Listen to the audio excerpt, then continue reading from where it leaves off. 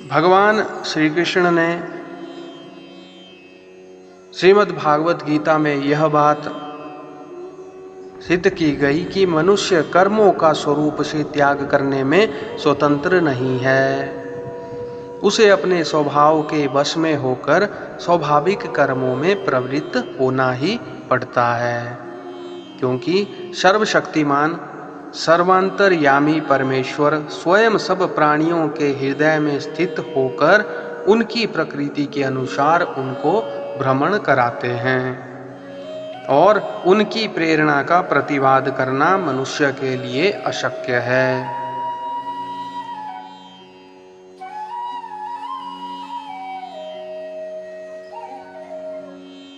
इसलिए यह प्रश्न उठता है कि कर्म बंधन से छूटकर परम शांति लाभ करने के लिए मनुष्य को क्या करना चाहिए, और यही हमारी आज की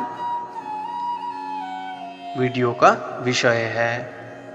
अगर आप हमारे चैनल पर पहली बार आए हो तो हमारे चैनल को सब्सक्राइब कर लीजिए, ताकि हमारी इस धार्मिक यात्रा में आप हमारे साथ बने रहें।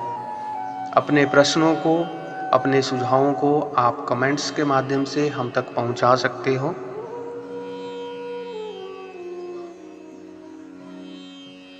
और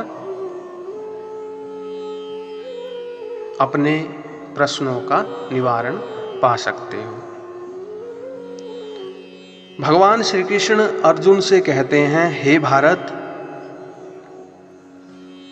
तमेव शरणं गच्छ सर्वभावेन भारत, तत्प्रसादात् पराम शांतिं स्थानं प्राप्स्यसि शाश्वतम्।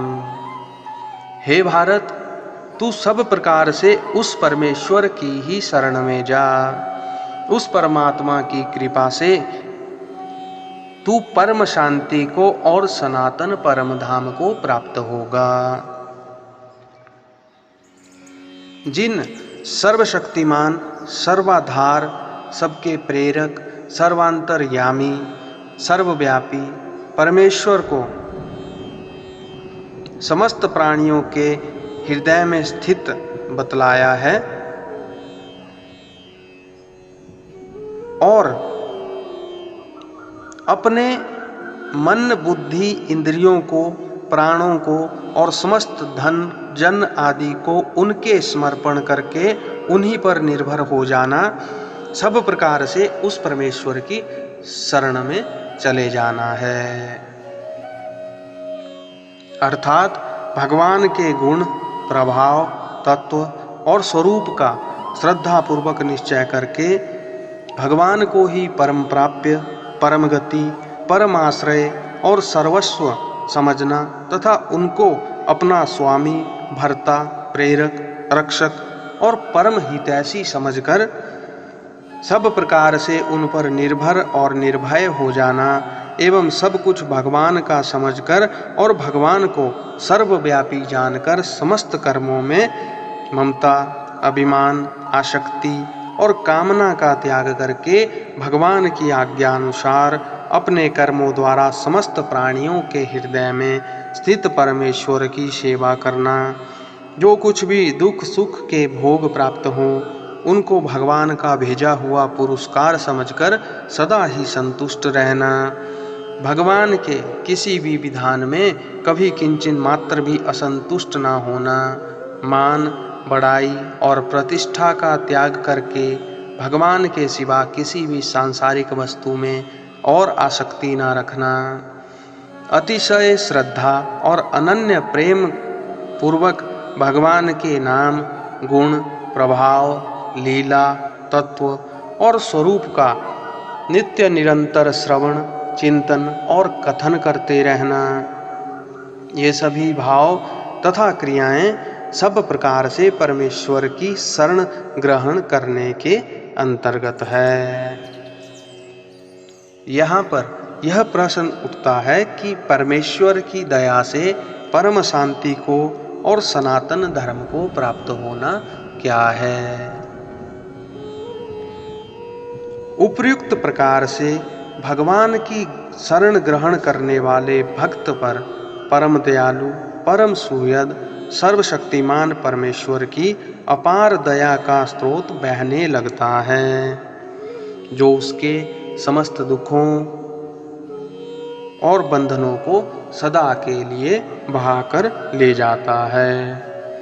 इस प्रकार भक्त का जो समस्त दुखों से और समस्त बंधनों से छूटकर सदा के लिए परमानंद से युक्त हो जाना और सच्चिदानंद घन पूर्ण ब्रह्म सनातन परमेश्वर को प्राप्त हो जाना है, यही परमेश्वर की कृपा से परम शांति को और सनातन परम धाम को प्राप्त हो जाना है।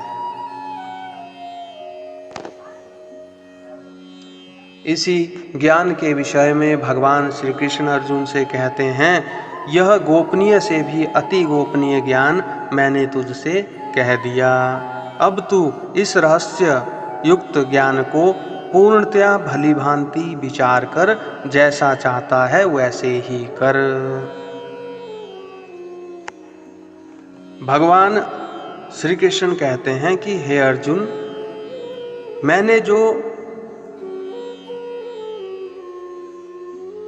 कर्म योग, ज्ञान योग और भक्ति योग आदि बहुत प्रकार के साधन बतलाए हैं, उनमें से तुम्हें जो साधन अच्छा मालूम पड़े उसी का पालन करो, तथा और जो भी तुम कुछ ठीक समझो वही करो।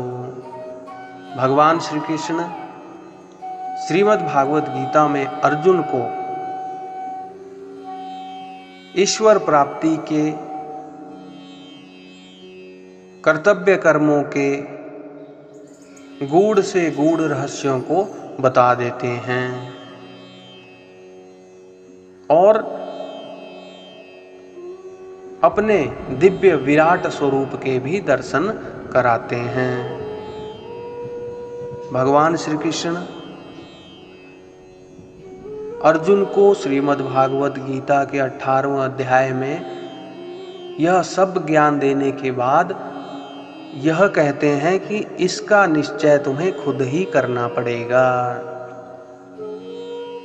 क्योंकि अर्जुन जो भी निश्चय करेगा उसका परिणाम भी अर्जुन का ही होगा,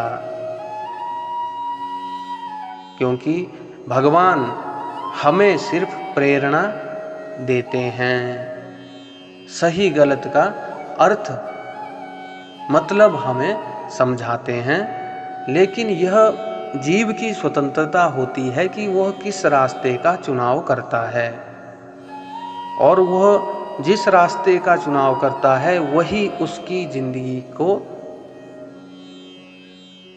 किस दिशा में जाना है यह निर्धारित कर देता है। हम लोगों के जीवन में बहुत सारे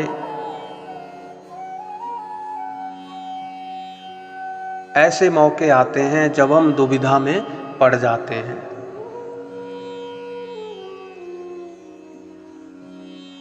और यही क्षण होते हैं जब हमें निर्णय करना होता है कि हमें अपने जीवन को किस दिशा में ले जाना होता है।